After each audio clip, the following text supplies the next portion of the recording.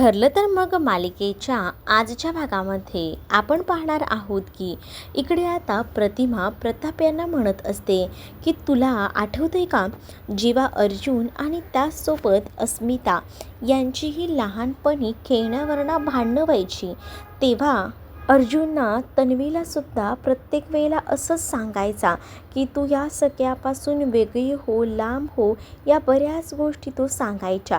आणि तेव्हाच ना तिला त्रास होऊ नये म्हणून तो तिला हे सगळं बोलायचा. पण या सगळ्यामध्ये ना तुम्हाला एक गोष्ट आठवते का प्रताप, कारण तेव्हा ना अशीच तन्वी रागवायची आणि या अडगळीच्या खोलीमध्ये येऊन बसायची.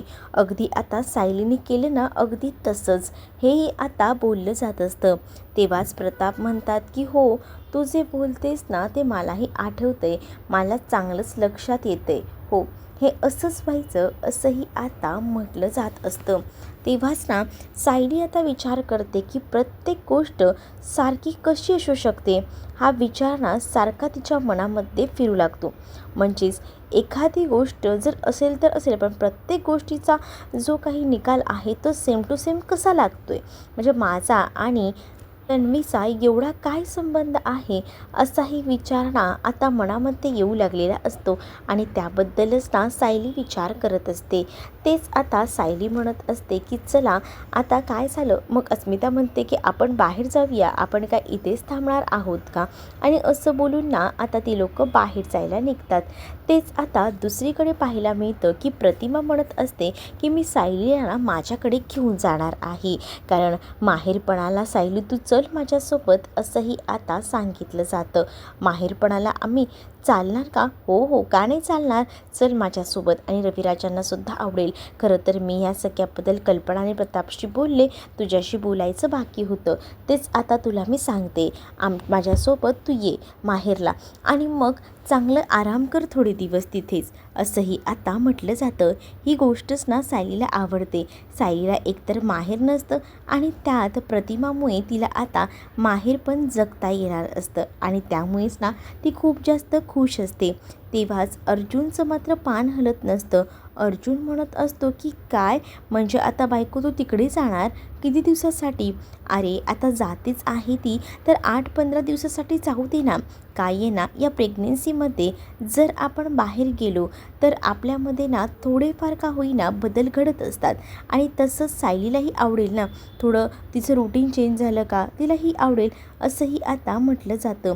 जेव्हा आता या सगळ्या काही गोष्टी बोलल्या जातात तेव्हा मात्र अर्जुन तर आता चकितच झालेला असतो, कारण आहे ना त्याला त्याच्या बायकोला काही सोडायचं नसतं आणि त्यासाठी त्याची नुसती जीव वर खाली होत असतो. तो म्हणत असतो की खरंच का, मला सोडून तू जाणार का, मग आता अरे बायकोला जाऊ दे की, आणि तसंही मला सांग, तुला जर भेटायचं असेल तर तू जाऊन भेटू शकतोस की, त्यात काय एवढं, असंही आता म्हटलं जातं. आणि जेव्हा या सगळ्या काही गोष्टी सांगितल्या जातात तेव्हा मात्र आता इकडे अर्जुन जो आहे तो विचार करतो. सोबतच ना आता त्याला हेही सांगितलं जातं की अरे जर तुला सायलीला भेटायचं असेल तर तू जाऊ शकतोस ना, त्यात काय एवढं, असंही बोलून आता ती सगळी गोष्ट सावरली जात असते. तेव्हा तो म्हणतो की हो, ते तर मला माहिती आहे, मग आता सायलीला पाठवायचं ना, पण उद्या तर सायलीला केसला जायचे, हेही आता अर्जुन बोलतो. मग तेव्हा सायली म्हणते की केस झाल्यानंतर मी जाऊ शकते, असंही बोलून आता ते सांगू लागते. तेव्हा आता सायली खूप जास्त खुश असते, कारण उद्या ती माहेरपणाला जाणार असते. तर दुसऱ्या दिवशी आता कोर्टामध्ये केस असते अस्मिता आणि त्याचसोबत इथे असणाऱ्या या सचिन आणि अस्मिताच्या केसची सुरुवात आता होत असते. जे जज आहेत ते सांगू लागतात की आजच्या आपल्या या हिअरिंगला सुरुवात करूया. त्याच वेळेला पहिल्यांदा आता जे सचिनचे वकील असतात, जाधव वकील, ते समोर येतात आणि ते म्हणत असतात की मला पहिल्यांदा ना या सगळ्यामध्ये प्रश्न विचारायला बोलवायचं आहे, ते म्हणजे सायली सुभेदार यांना. आणि सायली सुभेदार यांना बोलवायचं आहे म्हटल्यावर सायली आता तिथे आलेली असते, आणि सायली जेव्हा विटनेस बॉक्समध्ये येऊन उभी राहते तेव्हा आता म्हटलं जातं की जरा तो व्हिडिओ प्ले करा, ज्या व्हिडिओमध्ये ह्याच दिसत आहेत. मग त्या व्हिडिओमध्ये आता सायलीचं बोलणं असतं सायलीने आता सगळ्यांना सांगितलेलं असतं की ह्याच्याकडनं पोडगी घ्यायची, ह्याला असंच सहजासहजी सोडायचं नाही. काही झालं तरीसुद्धा हा नालायक माणूस आहे आणि ह्याने आपल्याला त्रास दिला आहे. आता ह्याची वेळ आहे त्रास देण्याची. मग असं बोलूनच ना आता त्याला टॉर्चर केलं जात आहे असंही आता दाखवलं जात असतं. मुळात ना मुद्दामूनच आता सचिनने हा व्हिडिओ कोर्टात दाखवलेला असतो. तर दुसरीकडे जाधव जे वकील आहेत ते म्हणत असतात की हा तुमचाच व्हिडिओ आहे ना, यातल्या तुम्हीच आहात ना. त्यावर सायली हो असं म्हणते. मग ते आता विचारतात की तुम्ही पोडगीच्या बाबतीत एवढं सहज कसं काय बोलून गेलात, म्हणजे तुम्हीच तुमच्या नंदेलाच म्हणजे अस्मिताला हा संसार मोडण्यासाठी प्रवृत्त करत आहात हेच यावरून दिसत आहे. त्यावर सायली म्हणत असते की मी माझ्या नंदेलाच म्हणजेच अस्मिताला हे सगळं करायला सांगणारी कोण. मुळात त्यांचा संसार खूप चांगला होता आणि तो बहरलासुद्धा होता, पण त्या संसारात मिठाचा खडा या मूर्ख माणसानेच घातला. म्हणजेच माझी नणंद अस्मिता ही माझी नुसती नणंद नाही तर माझी जीवाभावाची मैत्रीण आहे आणि त्याच उद्देशाने मी सांगितलं. कारण माझ्या जर नंदेलाच म्हणजे अस्मिताला जर या माणसाकडून त्रास होत असेल तर माझी नणंद काय करणार. कारण यांनी ना बाहेर अफेअर करायचं आणि माझ्या नंदेने ते सहन करायचं हे का. कारण आतापर्यंत ना या माणसाने फसवलं. माझी नणंद त्यांच्यावर विश्वास ठेवत आली पण हा तिचा विश्वासघात करत राहिला. म्हणजेच याने बाहेर अफेअर केलं आणि वर हा असं दाखवत होता की या सगळ्याबद्दल आहे ना ह्याला काहीच माहीत नाही आहे. उलट याचं साक्षी शिकरेसोबत अफेअर होतं आणि त्याचसोबत हा नंतर असं दाखवत होता की त्याचं अफेअर वगैरे काही नाही आहे, पण हा फक्त एक डाव होता रचलेला. कारण तो आमच्यासमोर तसं भासवत होता. पण महिपत शिखरे यांना आजही कोर्टाबाहेर पडण्यासाठी या सचिननेच मदत केलेली आहे. यावरूनच सगळं लक्षात येतं की ह्याचा अजूनही संबंध थेट त्या साक्षी शिकरेसोबत आहे, जरी हा दाखवत नसला ना तरीसुद्धा. असंही आता सायली थेट बोलत असते आणि सायली जेव्हा आता थेट बोलते ना तेव्हा मात्र मग तुम्ही हे सगळं काही कोणत्या बेसवर बोलताय, तुमच्याकडे काही पुरावा आहे का. त्यावर सायली म्हणते की या आधीच माझ्या नवऱ्याने कोर्टामध्ये पुरावा दिला आहे, तो म्हणजे ह्यांचं साक्षी शिकरेसोबत अफेअर आहे याचा. असंही आता सायली बोलत असते. सायलीला जेव्हा कोर्टामध्ये प्रश्न विचारले जातात ना तेव्हा सायली बेधडकपणे त्या प्रश्नांची उत्तरं देत असते. कारण सायलीला त्या प्रश्नांची उत्तरं देताना एक कॉन्फिडन्स असतो आणि जे खरं आहे तेच तर ती बोलत असते. आणि त्यामुळेच ना सायलीचा कॉन्फिडन्स पाहून आता ते जे वकील आहेत जाधव वकील त्यांनीसुद्धा आता प्रश्न विचारायचे थांबवलेले असतात. मग आता तुम्हाला अजून काही प्रश्न विचारायचे आहेत का, तर तेव्हाच ना ते म्हणतात की मला अस्मिता यांना प्रश्न विचारायचे. मग अस्मिताला विटनेस बॉक्समध्ये बोलवलं जातं.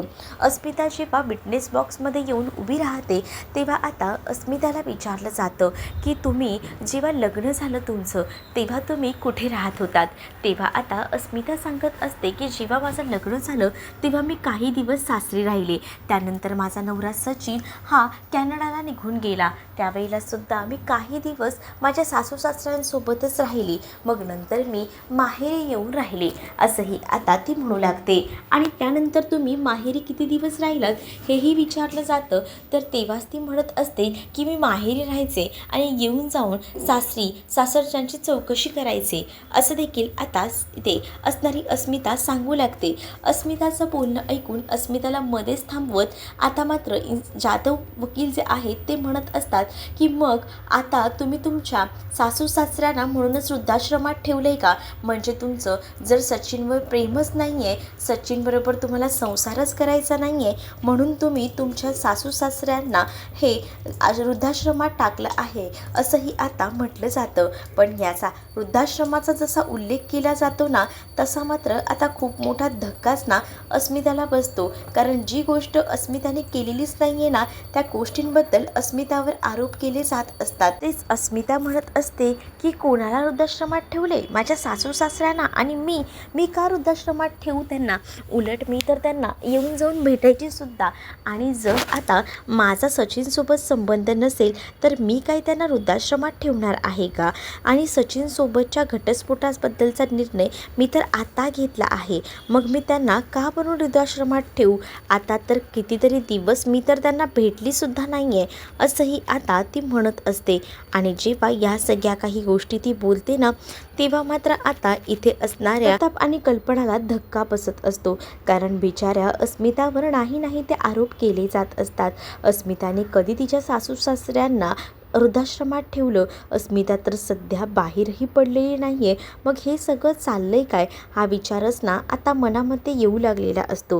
त्याचबरोबर अस्मितासुद्धा तिच्यावरचे गुन्हे सगळे खोटे आहेत हे सांगायचा प्रयत्न मात्र करत असते.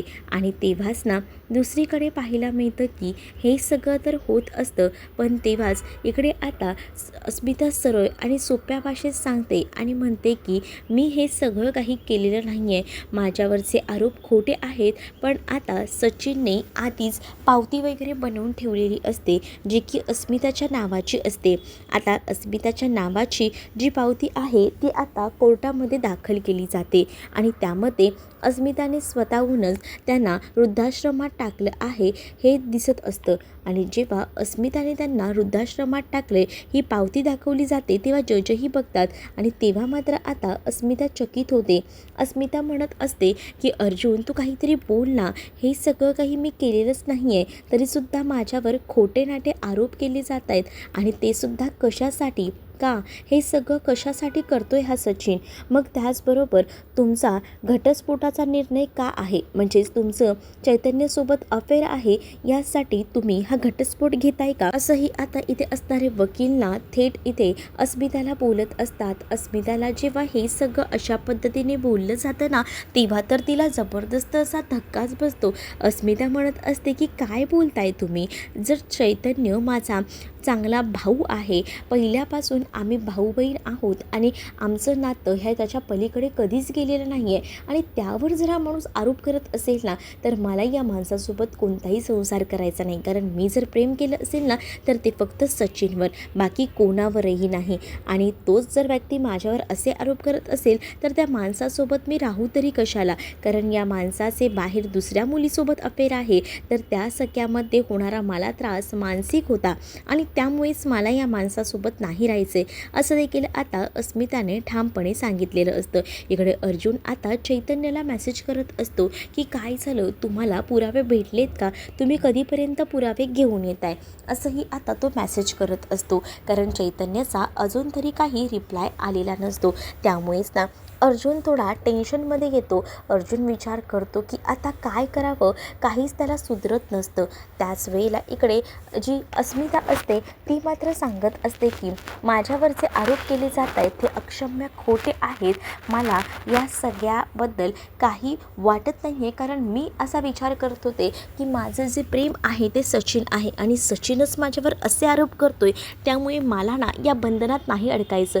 वेळोवेळी या माणसाने मला फसवलं. मी प्रत्येक वेळेला विचार केला की ह्या माणसाला जाऊ दे, सोडून देऊ, पण या माणसाने मला प्रत्येक वेळेला फसवले आणि या माणसासोबत मला आता कोणताही संबंध ठेवायचा नाही, या सरळ सोप्या भाषेत आता अस्मिता सांगत असते. मग तुम्ही वृद्धाश्रमात तुमच्या सासू सासऱ्यांना ठेवून काय साध्य करू पाहत होतात, असंही आता विचारलं जातं. तेव्हाच आता अस्मिता सांगत असते की मी माझ्या सासू सासऱ्यांना वृद्धाश्रमात ठेवलं नाही आहे. मग आता हे जे कोर्टात पावती दाखवलेली आहे त्याचं काय? मग तेव्हाच ना अस्मितावर आरोप थेट केले जात असतात. तेव्हा अस्मिता अर्जुनला म्हणत असते की अर्जुन काही बोल ना, पण अर्जुन काहीच बोलत नसतो, कारण अर्जुनकडे या सगळ्याबद्दल बोलायला काही पॉईंट्सच नसतात. मग आता काय होईल हा विचार ना इथे असणारी अस्मिता करत असते. तेच आता अस्मिता सांगत असते की या माणसापासून मला वेगळं व्हायचं आहे, बाकी मला काही माहीत नाही, मला आत्ताच्या आता या सगळ्यातून मोकळं करा, असंही आता अस्मिता सांगत असते. सायली इथे विचार करते की ह्यांना काय झालं आहे, हे बोलत का नाही आहेत. तर दुसरीकडे मात्र आता ध्यानाला बसलेला असतो इकडे असताना महिपत आणि त्याच्यासमोर ना त्याची ती काही माणसं असतात आणि ती माणसं आता सांगत असतात की आम्हाला ना दारू सोडवायची आहे. तर एकजण सांगतो की मी एवढे दिवस तुरुंगात होतो, आता मी बाहेर पडलो आहे, पण आता मला हे सगळं सोडून बाहेरच्या जगात वावरायचे. प्रत्येकाचे वेगवेगळे प्रॉब्लेम्स असतात आणि प्रत्येकजण ते प्रॉब्लेम्सना सांगत असतात. तेव्हाच ना इथे असणारा महिपत सांगतो की सगळं चांगलं होईल, फक्त बाबांची सेवा करा. मी सुद्धा आताच तर या सगळ्यामध्ये तल्लीन झालो आहे. मीही गुन्हेगार होतो, पण आता ना मला सगळं हे सुखासमाधानात राहावं, खूप चांगलं वाटतं, असंही आता तो म्हणत असतो आणि एकच जयघोष करतो त्या बाबाच्या नावाचा. आणि आता या महिपतचं जे काही प्रकरण दाखवलं आहे ना ते अजबच आहे. म्हणजेच ना एवढे दिवस गुन्हेगारी केली आणि आता देवपूजेला लागलेला हा माणूस आणि त्याचं समोर असलेली व्यक्ती जे आहेत ते सुद्धा ऐकत असतात आणि त्याला आता म्हणत असतात की तुमच्यामुळे आम्ही सुद्धा आमच्यात बरेच बदल केलेले आहेत. दुसरीकडे आता जे जाधव वकील असतात ना त्याने आता अस्मितावर तर आरोप केलेलेच असतात, सोबतच ना त्यांना आता अर्जुनला सुद्धा उलटसुलट प्रश्न विचारायचे असतात आणि त्यामुळेच ना अस्मिताला आता विटनेस बॉक्समधून बाहेर पडून बसायला सांगितलं जातं. कारण आता त्यांना जे काही अस्मितावर आरोप करायचे होते ते करून झालेले होते. आता या सगळ्यात त्यांना अर्जुनला सुद्धा टार्गेट करायचं होतं. हे सगळं सचिनने शिकवलेलं होतं आणि अगदीच ना तसंच ते करत होते. सचिनच्या चेहऱ्याकडे बघून तर सरळ स्पष्ट दिसत होतं की त्याला जो बदला घ्यायचा होता तो अशा पद्धतीने घेत होता. तेच दुसरीकडे आता जाधव वकील म्हणत असतात की खरं तर साक्षी शिकरे जिच्यासोबत अफेअर आहे असा उल्लेख केला जात आहे तिचा आणि खरं तर अर्जुन सुभेदार यांची एक केस होती आणि त्या संदर्भातच मला जरा त्यांच्यासोबत बोलायचं आहे, सो त्यांना विटनेस बॉक्समध्ये बोलवायची परवानगी द्या, असंही आता म्हटलं जातं. मग आता विटनेस बॉक्समध्ये जाऊन त्याला उभं राहायचं असतं आणि त्यामुळेच ना तो आता आपलं जे काही ब्लेझर असतो ते बाजूला काढतो आणि फक्त शर्टवर त्या विटनेस बॉक्समध्ये जाऊन उभा राहतो.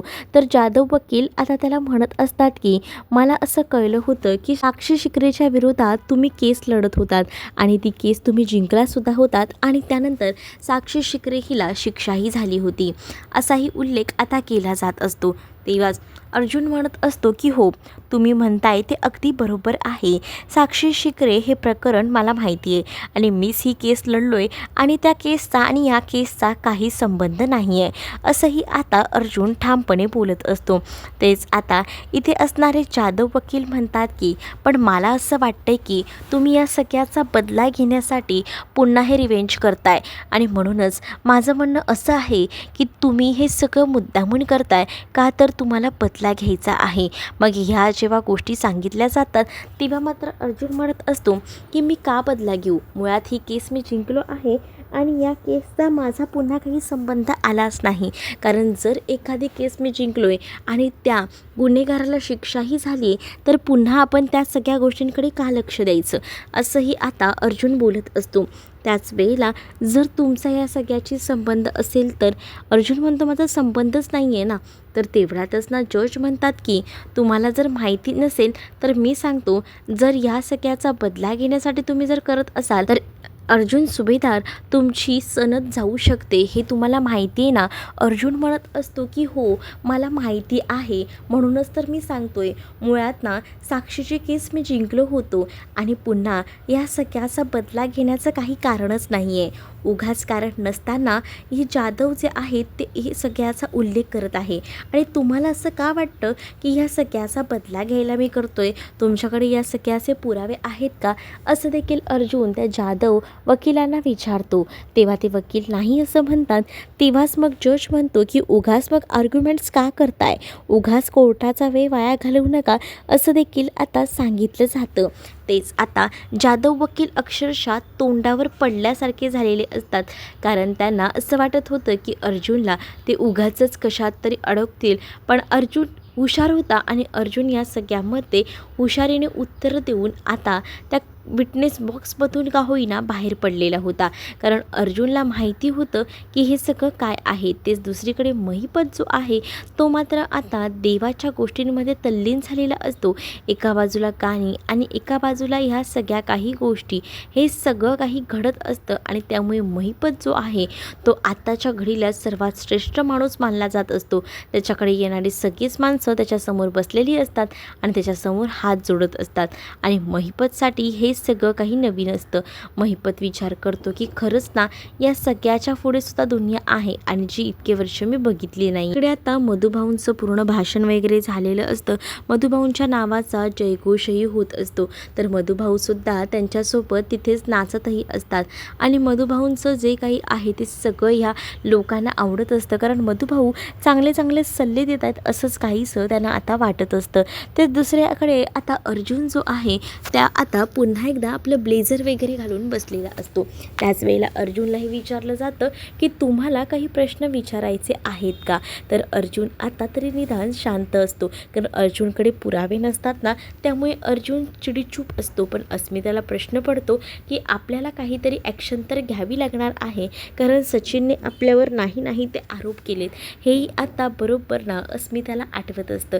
तर पुढील भागामध्ये पाहायला मिळत असतं की इकडे कोर्टात तर केस सुरू असते, पण दुसरीकडे सायली जी आहे ती प्रतिमाकडे गेलेली असते आणि प्रतिमाकडे गेलेली असताना प्रतिमा तिला एक छोटी कॅसेट देते जी की आपल्या तन्वीची आहे असं सांगितलं जातं. आणि तो आवाज आणि हा आवाज आपल्याला भास का होत आहेत हा विचार आता सायली करत असते. मग आता इथे राहून सायलीला या सगळ्या प्रश्नांची उत्तरं शोधायची असतात आणि यासाठी खास ती माहेरी आलेली असते. तर तुम्हाला हा भाग कसा वाटला हे नक्कीच मला कमेंटमध्ये सांगा आणि अशाच नवनवीन भागांसाठी आपल्या चॅनलला सबस्क्राईब नक्कीच करा. चला तर मग भेटूया पुढच्या भागात. तोपर्यंत टाटा बाय.